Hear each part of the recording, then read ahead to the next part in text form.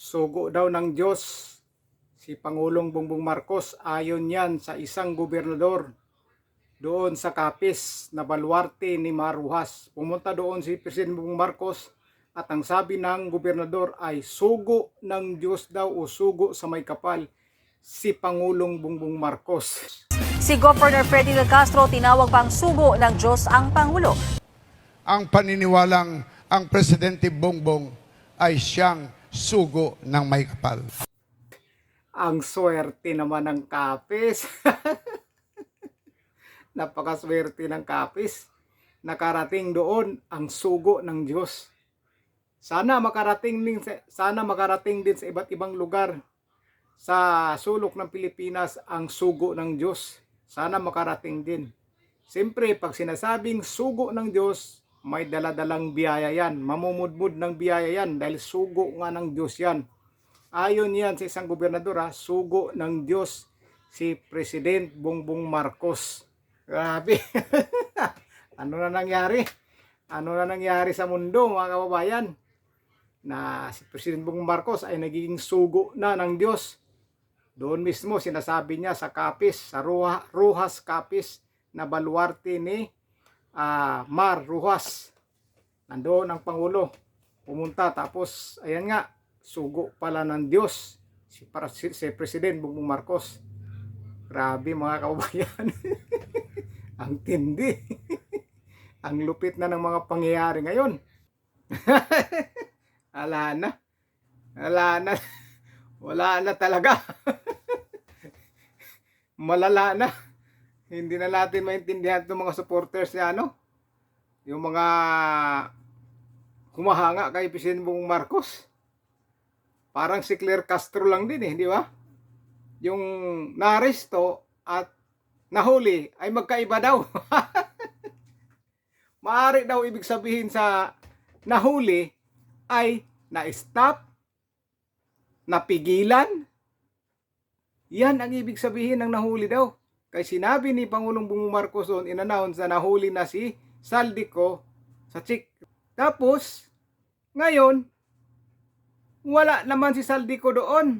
Kaya ngayon, sinasabi ni Claire Castro na hindi daw sinabi ng Pangulo na naaresto si Saldico, kundi ang sabi niya ay nahuli lang.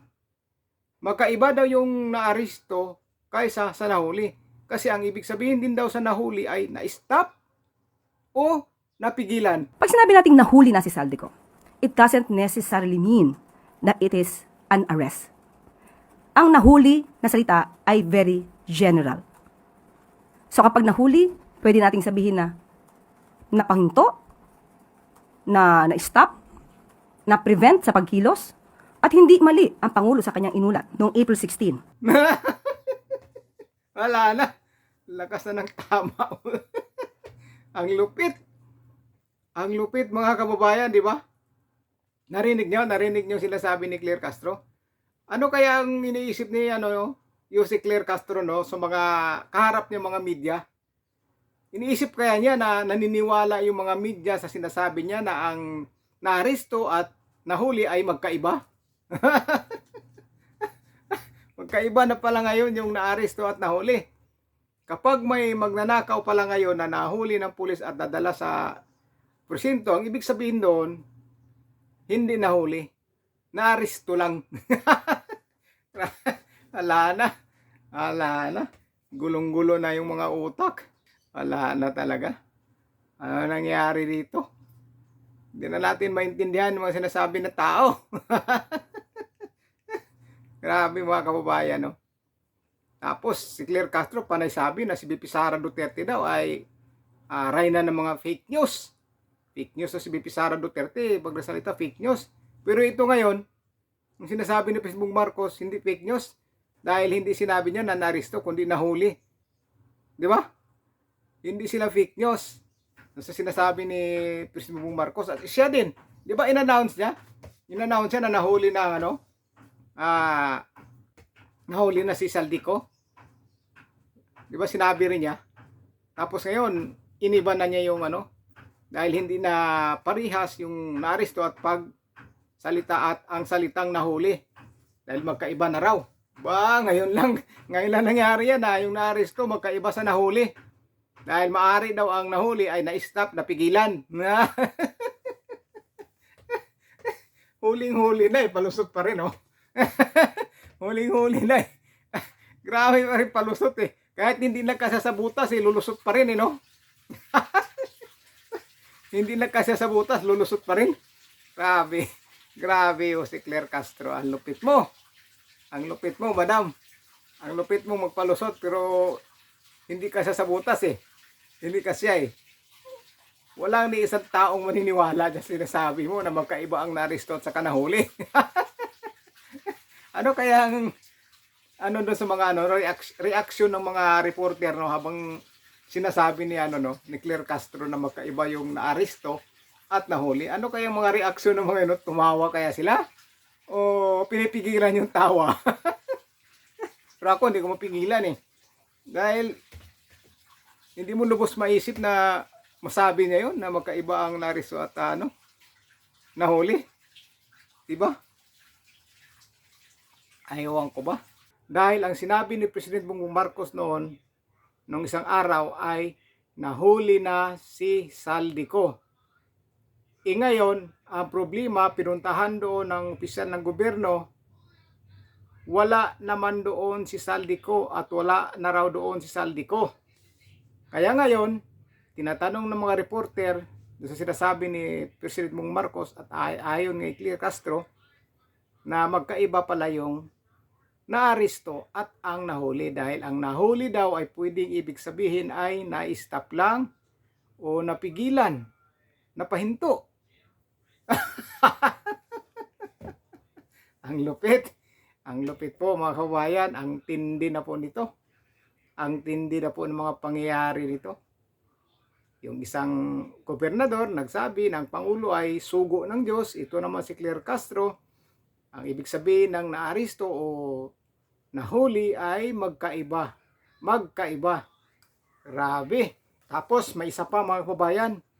Yung isang nag-witness laban kay VP Sara Duterte na dating nagtatrabaho sa DepEd, na nag-witness siya doon sa impeachment laban kay VP Sara Duterte na di umano nakakatanggap siya ng mga sobre galing kay VP Sara Duterte.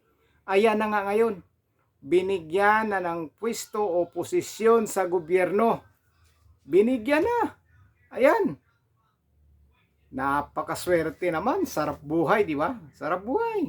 Nag-witness lang na si VP Sara Duterte daw ay ayan, namigay ng sobre at nakatanggap siya ng mga ilang sobre. Ayan, binigyan na ng katungkulan sa gobyerno. Binigyan na. Ganun lang katindi, ganun lang kabilis. Mag-witness lang, nabigyan agad ng katungkulan. Di ba? Kagaya ng AMLAC daw. Ayon dyan sa mga nagsasabi na yung humarap sa Justice Committee na yung AMLAC doon ay kaka-appoint lang po. Kaka-appoint lang. Bagong lang siya. Palit nung pinalitan niya. Tapos siya na po ang humarap doon sa impeachment. Ang tindi mga kababayan. Ang tindi ng mga nangyayari ngayon. Ang lupit talaga, no? Ang lupit. Biruin mo. Hindi na natin maintindihan yung mga sinasabi nila. Ang lupit din itong mga talagang humahanga kay President Marcos. Ang lupit magsalita. Ang titindi. Tingnan niyo rin si Madriaga, di ba? Ano rin sinasabi? Yung painting, siya raw nagbigay, yun pala, hindi siya. Di ba? Huling-huli. Si Trillanes naman. Nakatanggap daw si VP Sara Duterte ng pera doon sa SM Lanang noong 2011. Tapos yung Lanang SM pala ay nagbukas ng 2012. Wala na sa hulog mga kababayan, wala na. Biruin mo naman, magkaiba na pala ngayon yung naaresto at saka nahuli. Kayo si Claire Castro lang natin ito nalalaman. Ang lupit, di ba? Ang lupit, magkaiba na yung naaresto at nahuli. Grabe. Grabe mga kababayan. Ang masakla pa, inanunsyo na ni Pangulong Bongbong Marcos na nahuli si Saldico. Ayun, pinuntahan ng opisyal ng gobyerno natin doon sa lugar kung saan nahuli nga daw si Saldico. Pagdating doon, wala daw doon si Saldico. Wala na raw doon. Yari na, yari na. At isa pa itong gobernador, sinabi na si Pangulong Bongbong Marcos ay sugo ng Diyos. Sugo daw ng may kapal. Kaya swerte yung kapis na yan. Dahil nakarating sa kanila o napuntahan sila ng isang sugo ng Diyos. At sana naman sa iba't ibang lugar ng Pilipinas makakarating din po yung sugo ng Diyos na sinasabi ng gobernador. Dahil napakaswerte. Biruin mo, makakarating sa lugar nyo ang isang sugo ng Diyos. Ibig sabihin, napakaswerte nila. May mga biyaya sila. Makakatanggap sila ng biyaya dahil ang dahil ang sugo ng Diyos ay may dalang may dalang biyaya, may dalang pag-asa, di ba? Sugo ng Diyos. Sana makarating sa iba't ibang lugar ng Pilipinas yung sugo di umano ng Diyos. Ayon ng gobernador sa Rojas, Capiz. Grabe. Sugo na ng Diyos, nag-witness, nabigyan ng katungkulan. Grabe. Yung naaresto at yung nahuli ay magkaiba. At yung nagbigay naman ng painting kay VP Sara Duterte, hindi naman pala, iba naman pala ang nagbigay. Tapos yung sabi ni Trillanes na VP Sara Duterte ay nakatanggap ng pera doon sa SM Lanang branch daw. Noong 2011, nagbukas yung SM Lanang ay 2012. Ano ba talaga? Ano ba talaga? Wala na. Wala na sa hulog, mga kawayan. Nagkanda. Nagkanda na na. Wala na. Siguro wala nang tulog mga to. Tulog lang muna sana sila para makapag-isip naman ng tama. Kung kulang ata sa tulog. Pero swerte yung kapis nakarating sa kanila yung sugo ng Diyos. Swerte po talaga. Biruin mo, may isang sugo ng Diyos nakarating sa lugar nyo. Swerte talaga. Pero hayaan nyo lang mga kababayan. Dahil sa lugar nyo, makakarating din yung sugo ng Diyos. Makarating din yan. Kaya ano pong masasabi nyo dito na ayan na nga, may sugo pala ang Diyos. O si Pangulong Bongbong Marcos pala ang sugo ng may kapal o sugo ng Diyos. Ano ang masasabi nyo dito?